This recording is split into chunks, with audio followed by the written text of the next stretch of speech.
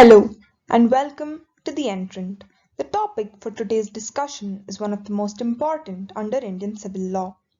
Discharge under tort holds great importance when it comes to questions asked in competitive exams. Let us start off by understanding a little about what a tort is. Discharge of torts. The word tort is derived from the French word tortum, which means twisted. A tort is an act or conduct that is twisted. It means the violation of a legal right of a person by the act of the other person, that is, the breach of the legal right of the other person. The tort is a civil wrong, but all the civil wrongs don't come under the ambit of a tort. If one person commits a civil wrong against another person, and that wrong comes under the ambit of tort, then the person against whom the wrong has been committed is entitled to get remedy in the form of unliquidated damages. But the law of tort also discusses various methods by which the act of tort gets discharged. There are 7 different modes through which a tort is discharged, and no remedy would lie for the same. It is a process through which the tort comes to an end. A wrongdoer is not liable for his actions. Following are the methods of discharge of torts: death of the parties, by waiver, by accord and satisfaction, by release, and by acquiescence. Death of the parties. Here, the maxim actio personalis moritur cum persona applies, which means if the person who commits a tort or the person against whom the tort is committed dies, the personal right or the right to receive the damages or the right of action dies with the person. There are 2 situations where this maxim applies: death of the person against whom the tort was committed, that is the petitioner. When the person against whom the tort was committed or the plaintiff who approached the court and filed a case dies, his personal right of action dies with him. Exceptions to this maxim with respect to the petitioner in India are constituted under the Legal Representative Suits Act of 1885. As per this act, the legal representative or the executors of any person after his death can represent the deceased person in the court of law.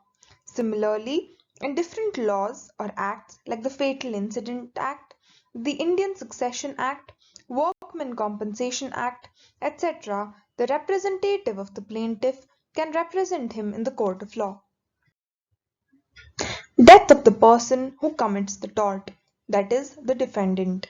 It means the person who commits the act of tort against any other person, that is, the defendant, dies. The tort gets discharged. In the case of Prushti versus Mohanty, the defendant received some amount by misrepresentation of fact, but the defendant died. The High Court of Orissa held that where a money decree was passed against a person in respect of the amount received by him from the decree holder by misrepresentation of facts, the liability would be personal and could not be extended to his son under the law, as whatever the relief a decree holder has against the father ended with the father's death. Exceptions to the maxim with respect to the defendant.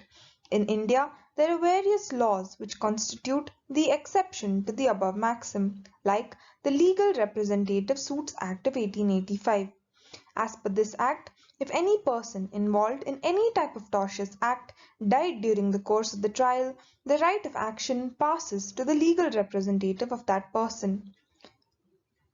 Similarly, in different laws like the Fatal Accident Act, the Indian Succession Act, and the Workmen Compensation Act, the representative of the defendant can represent him in the court of law.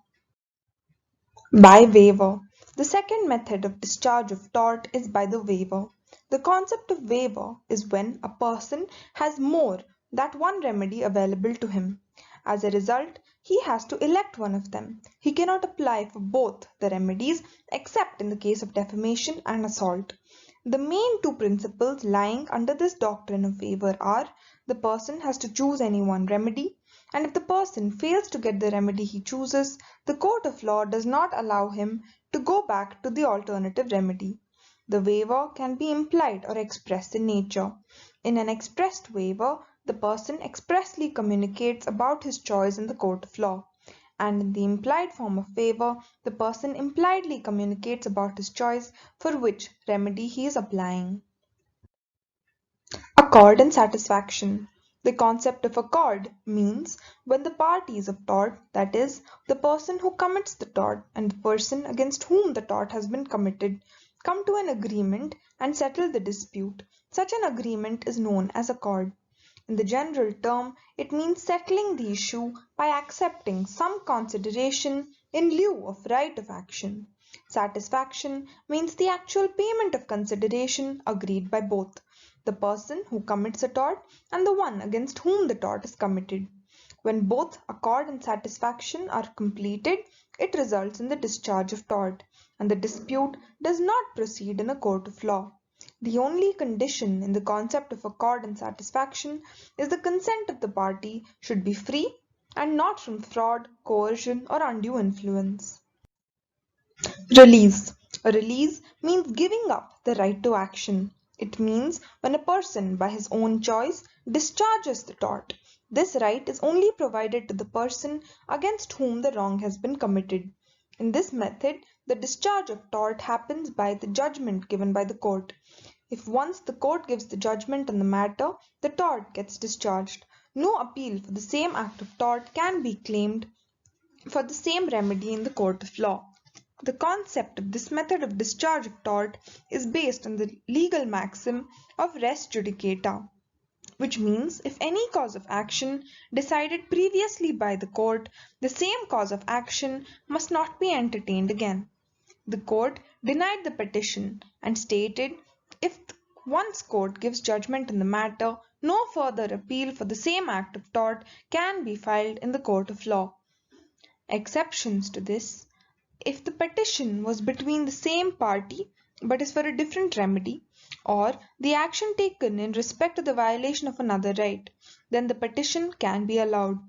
In the case of Brunston versus Humphrey, the plaintiff was a cab driver and had already received compensation against the damage to his cab. Later discovered, due to the injury caused by the accident, he also had a fracture in his hand. He has the right to apply for a remedy against the trespass to his body as well, if the person who is liable for the act previously done the same act another time. Acquiescence. In this method, the tort gets discharged because of the incapacity of the plaintiff himself, that is, if he has no time to go to court, no money to pay the court fees, or any other incapacity. When any person is entitled to enforce his right and he doesn't enforce his right for a long time, this makes the other party waived from his liability. The law of limitation. Under this method, the tort gets dismissed due to limitation, that is, when the prescribed time limit to file the case gets over. In this situation, the tort gets dismissed and no person is entitled to enforce his right.